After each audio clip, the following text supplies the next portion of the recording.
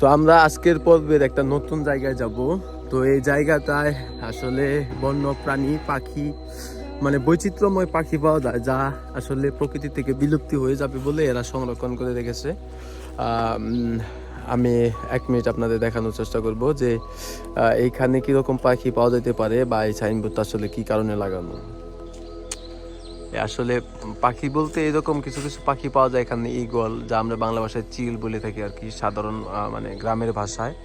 সেই সাথে ঘুঘু পাখি বা অন্যান্য একটা প্রাণীও পাওয়া যায় ইঁদুরের মতো দেখতে, মানে এইগুলো আর কি পাওয়া যায়। তো এটা সম্পূর্ণ পাহাড়ের ম্যাপ। আমরা অলরেডি সব সাইড ঘুরে ফেলছি। তো এই লাল অংশটুকু এখন বাকি আছে। তো আমরা এখন যাব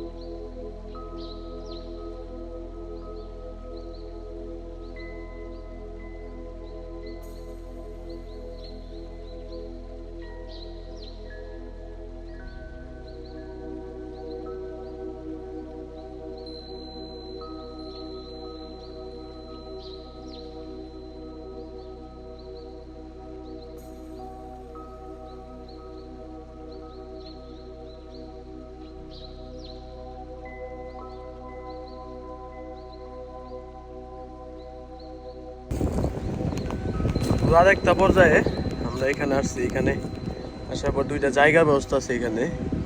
সম্ভবত এটা মুসলিম কারো আসসালামু আলাইকুম হালাল কবর। তো জায়গাটা 1960 সাল একটা মানে ফলক লেখা আছে এখানে। চেষ্টা করি, 1960 সালের একটা মাইল ফলক পোতা এখানে। সম্ভবত এখানে কারো খবর জানা অজানা যদি কারো খবর পাড়ায় থাকি তাহলে আল্লাহ আমারে ক্ষমা করো। আমি অতটা প্রফেশনালি কোনো ব্লগার নই যে ফুল টাইম ব্লগার, আমি এখানে যাই যেখানে যাই সেইখানে যাই ব্লগ করি। তো আমার মাঝে ভুল ত্রুটি থাকতেই পারে, সেটা ক্ষমা সুন্দর দৃষ্টিতে দেখবেন। আর সব থেকে বড় বিষয় হলো আমি একজন প্রবাসী বাংলাদেশি, মালয়েশিয়া প্রবাসী বাংলাদেশি। সো আমি আমার মানে ডিউটিটা একটু রাজকীয় হওয়ার কারণে আর কি আমি সুযোগটা পাই আর কি, পেয়ে থাকি সাধারণত। আর মানে ছুটিটাও মিলে আমার ওই রকমভাবে, আমার বাহিরে কাজ করার কোনো প্রয়োজনও পড়ে না ওই রকম। তো সেই দিক থেকে আমি ঘুরতে ভালোবাসি। শুধু আমি ঘুরেই কি করব, আপনাদেরকেও একটু দেখাই, বিরক্ত করি, যন্ত্রণা দেই।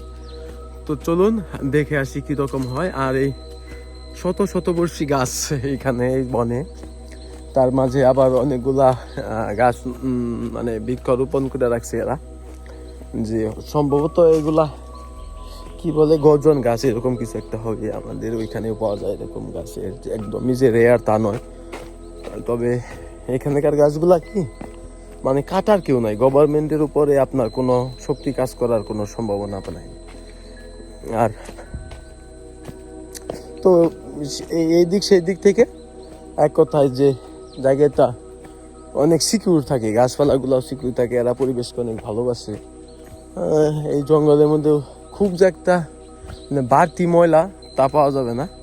আর যেগুলো পাওয়া যাবে সেগুলো যে কোনো একটা নির্দিষ্ট স্থানে পাওয়া যাবে, তাছাড়া আর কিছুই নয়। তো চলুন যাই নিচে, দেখি কোনো প্রাণী দেখা পেলে আমি অবশ্যই দেখাবো এই পর্বে আপনাদের। তো সাথে থাকুন, ধন্যবাদ। আর হ্যাঁ, এদের একটা প্লাস পয়েন্ট হলো এরা বসার জন্য, মানে যারা এখানে আসবে ট্যুরিস্ট বা পর্যটন যারা আসবে তাদের বসার জন্য সুন্দর সুন্দর ঘর বানিয়ে রাখছে।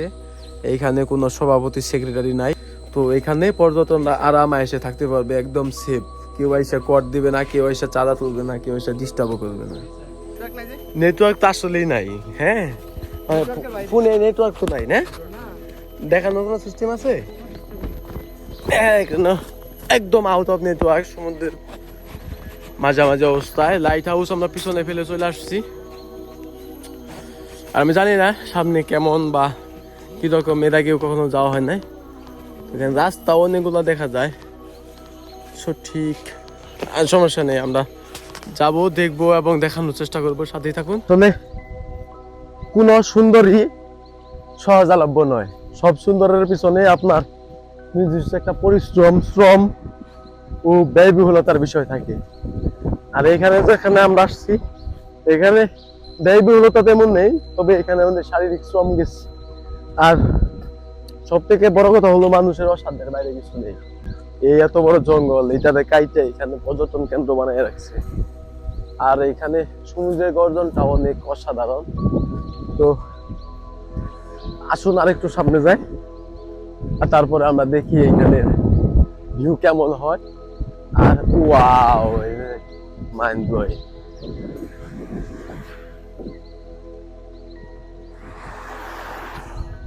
ও, এখানে তো আরো অনেকগুলো মানুষ আছে।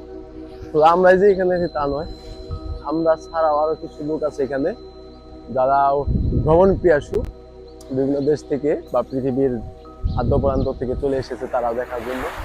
চলুন আমরা এই দিক দিয়ে ঘুরে ওই পাথরটার ওই দিকে যাবো এখন, তো দেখবো এই জায়গাটা কেমন হয়।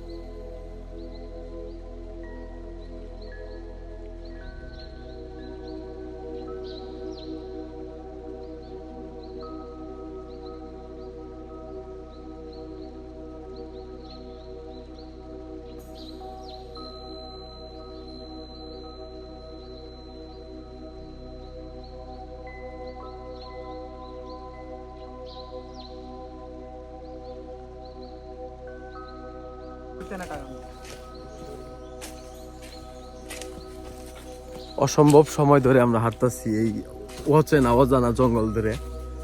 তবে এখানে পাখি বা জীবজন্তুর ডাকের আওয়াজ তো শুনতেছি, কিন্তু এখন পর্যন্ত দৃশ্যমান কোনো পশু পাখি এখন দেখতে পাই নাই, হয়তোবা দেখতে পাবো।